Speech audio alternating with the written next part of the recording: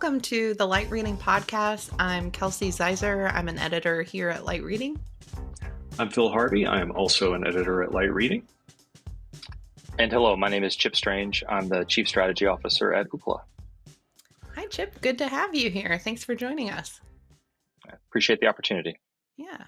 So, since this is your first time on the podcast, would love to hear just a little bit about yourself and your role at Ookla. And for those who might not be as familiar with Ookla, give us a little background there as well. Sure, thank you. So Ookla is a diversified connectivity insights company. We are based in Seattle, Washington, the United States. Have employees and offices all around the world. Our four primary brands that your readers are going to know us by are certainly Speedtest, along with RootMetrics, Downdetector, and Ekahau. Speedtest, of course, has become the de facto standard utility for consumers and enterprises to help them understand the performance of their networks, both the quality of service and the quality of experience in how they interact with the internet, broadly speaking, and the services that are reliant on it.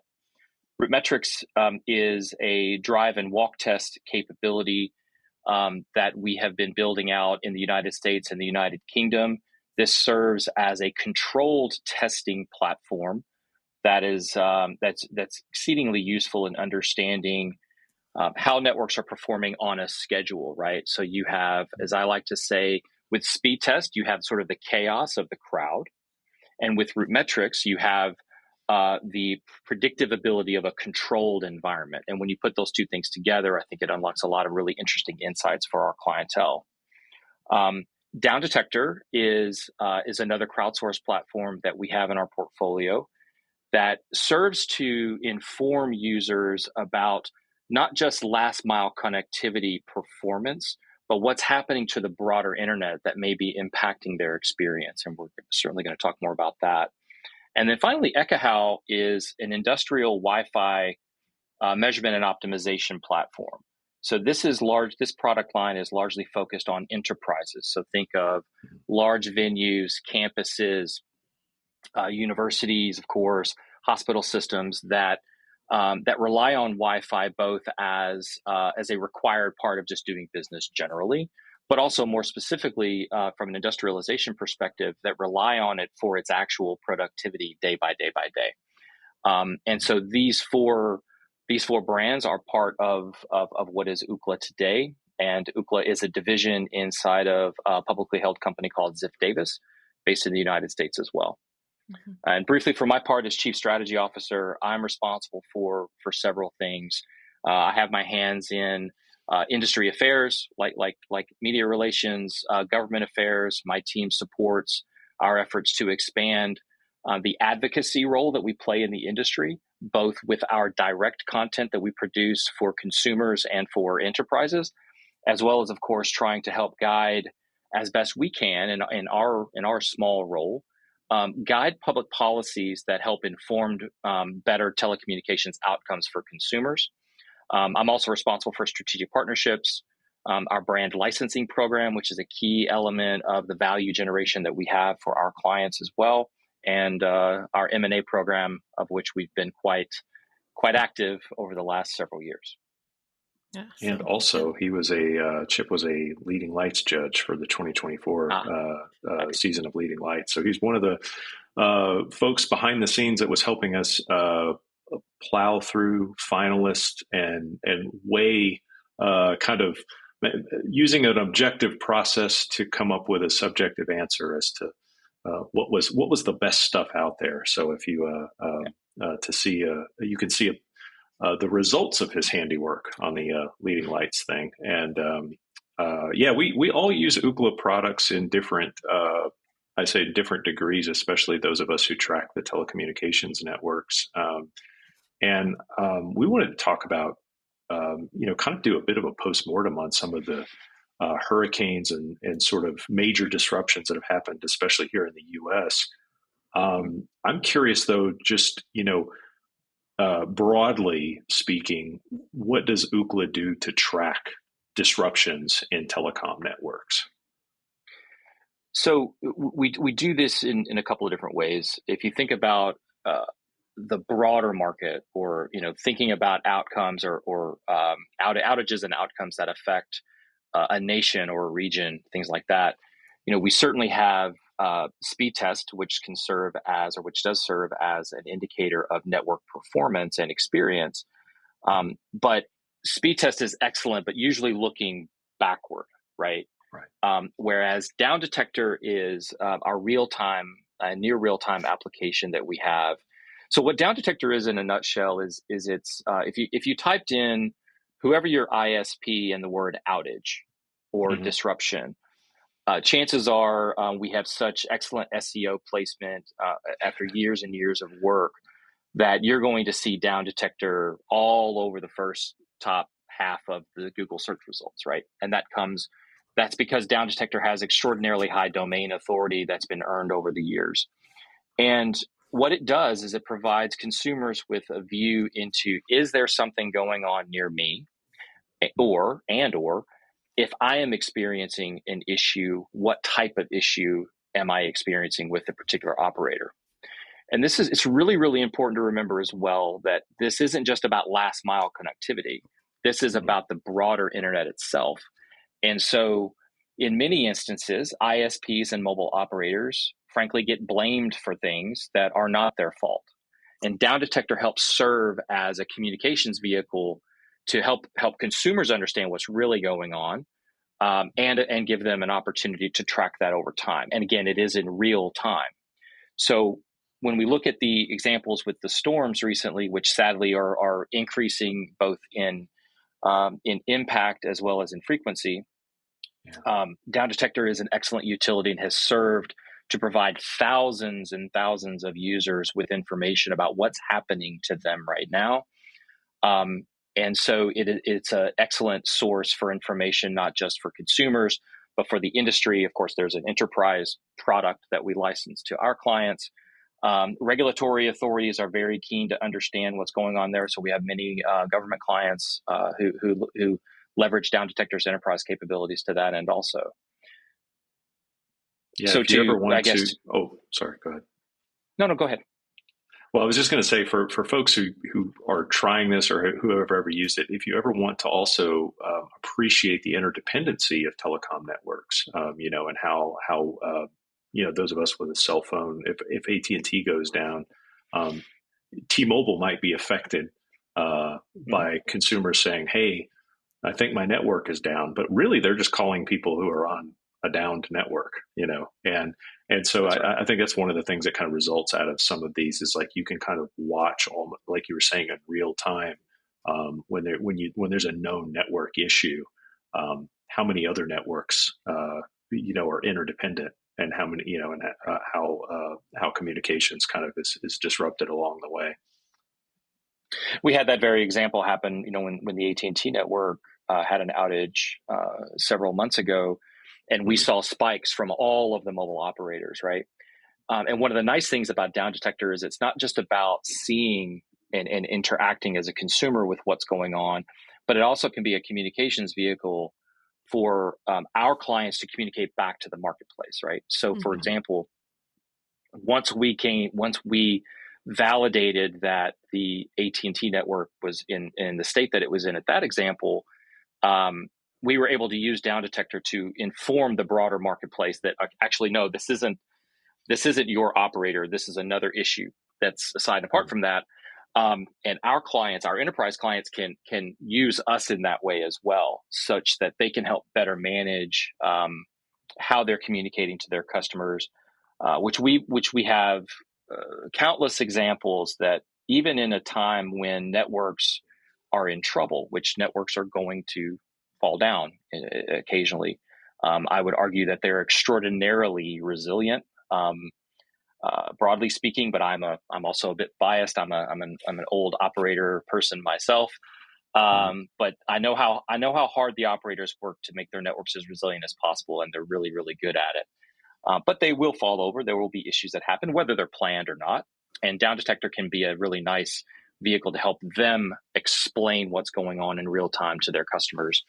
And what we find is that if any business, right? If it has some sort of disruption, if you manage the communications with your clientele, whatever they may be, in an elite way, chances are the opinion of your company will go up after the outage occurs, not go down, right? So yeah, if you really want proof of that, that's so true. Because when we noticed in the AT&T outage was the last one that I reported on directly, but it was like the the management of the discussion between networks and consumers, I'm not going to out anybody specifically, on social media was appallingly bad in some cases and very sharp in others.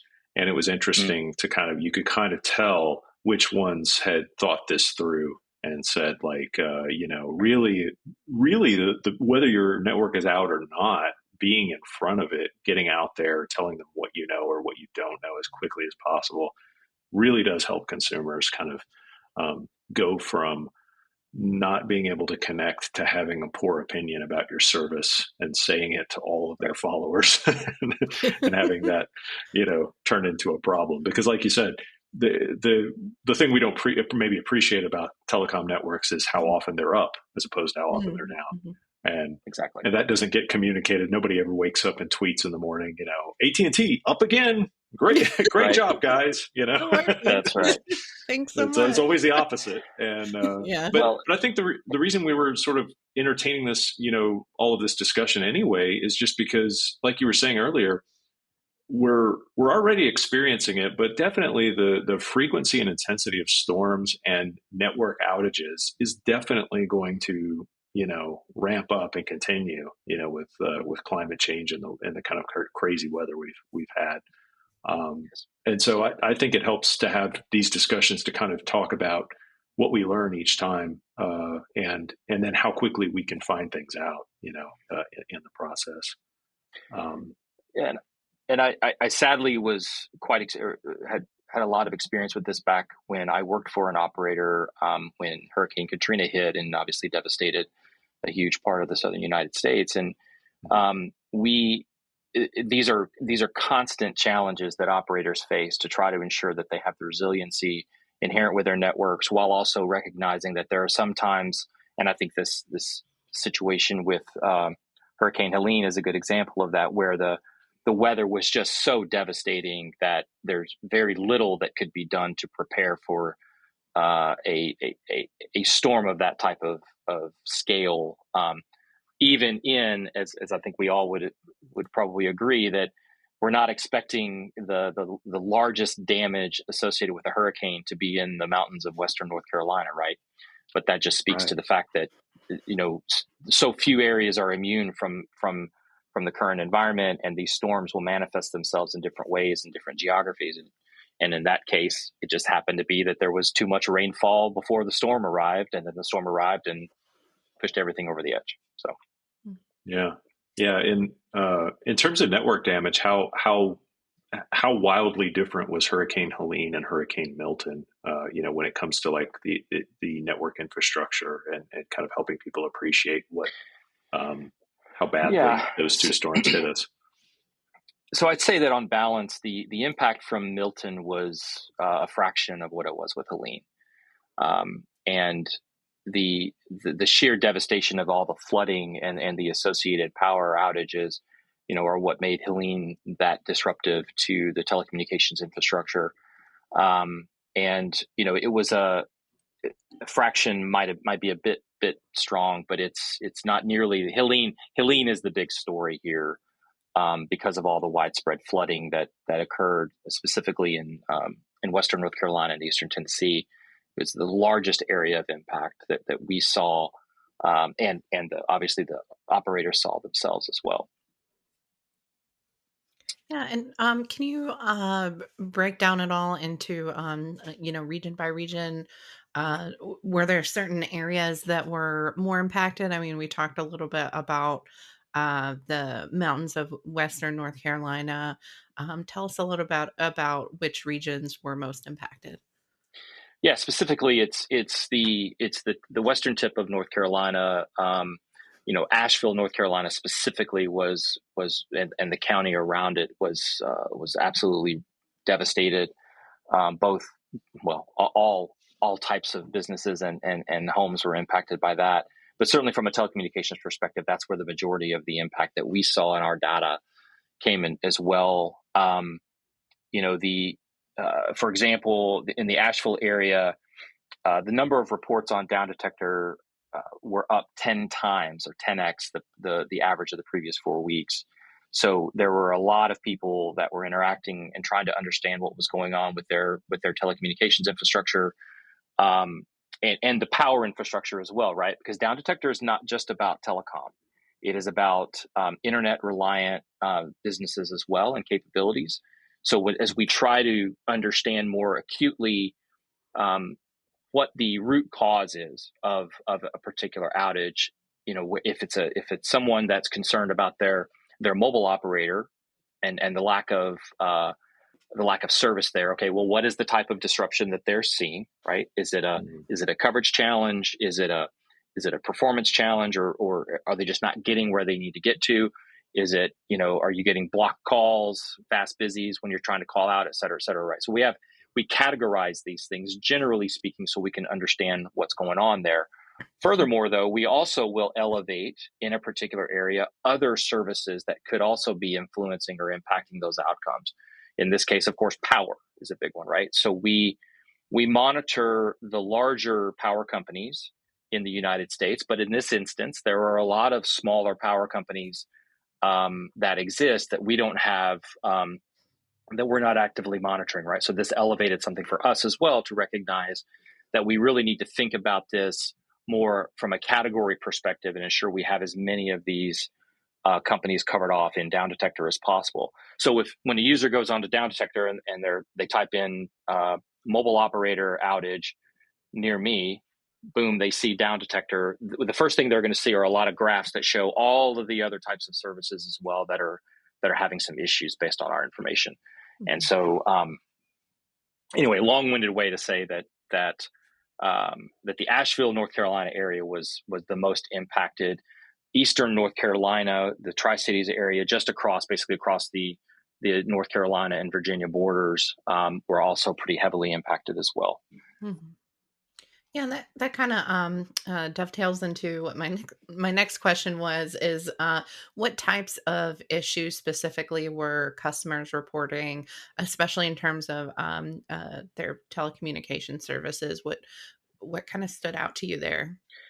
Yeah, so on the data includes, as I said before, some categories, right? So for the mobile operator side of things, it was mostly around no service, right? Mm-hmm. No signal, and that's because the power was lost at a site. There could be several reasons, but for the most part, it's power being lost at a site, and if the site is backed up with generator capabilities, which many of them are. There's still a lot of sites that if they are backed up, they're backed up with fuel or gas or mm-hmm. diesel, mm-hmm. and so those can run out right over time. So those are the majority of the issues on the mobile side. And on I would say on the fixed side, it's a little bit more obvious in that if your home is without power, then some of us have been around long enough to remember traditional telephone service, right, which still exists at scale, but those are powered from the central office itself. So as long as the central office has power, then your phone theoretically should work, right? Well, that's obviously not the case for internet services, right? You do have to have power throughout the leg, right? So those are the largest issues. And in some cases too, you have to remember that consumers, they only are going to communicate what they understand, right? Mm-hmm. And it's very easy to see if they're used to having 5 bars of cellular coverage for 5G services in their home and then they don't. Well, that's an easy thing to say. I don't have any signal, and that's what they communicate out to us. Mm-hmm. When you're looking at the 3 major operators in the U.S., were any of them more impacted than others when it came to the hurricane fallout, or was it all kind of across the board? There were some. So just looking at the numbers here, between the 27th and the 30th of September, when you look at the mobile operators, you've got T-Mobile we had roughly 9,500 reports. Verizon had 4,000, and AT&T had about 1,200. So, based on just looking empirically at the numbers, T-Mobile users were more apt to report an issue, um, and and I will add as well that there was another issue unrelated to the storm that impacted the Verizon network on the 30th of September that also influences these numbers. So, generally speaking, though, it's clear that T-Mobile users reported more issues than Verizon or AT&T's did. Hmm. Yeah, And that's then, interesting. yeah. Um, can you talk a little bit about how the major carriers are doing in terms of restoring their networks? Any insights you have on progress made? Because I know it's certainly a challenge uh, in Western North Carolina because there are limited already. The infrastructure is a little bit more limited than uh, would be in a major metro area in terms of just how many roads there were into the mountains, and those getting washed out was a huge issue. So just wanted to share that for background for our listeners, so they're aware of they're already um, a little bit of a limited area in terms of the infrastructure there. So how are things going in restoration? Yeah, so based on the information that I have, the networks have all been fully restored as of now. If you look back, as of October the 19th, according to insights that have been published by the FCC, all but 2% of the mobile infrastructure had been restored. So, and in our data, where we saw our speed test performance information, we've seen a restoration as well, where the performance of the networks clearly fell. Okay, in the immediate aftermath of the storm, but it has been recovering consistently ever since, and now we're back to normal conditions. I'm not going to say that there aren't some sites that may still be out of commission, but I think the teams have done an extraordinary job of restoring the services very effectively, and especially with water. Water is in my humble opinion, especially difficult to deal with just because of the incremental hazards that it can create to get any type of business or capability restored. And so I think that the operators have done an extraordinary job of restoring services very quickly there. Mhm.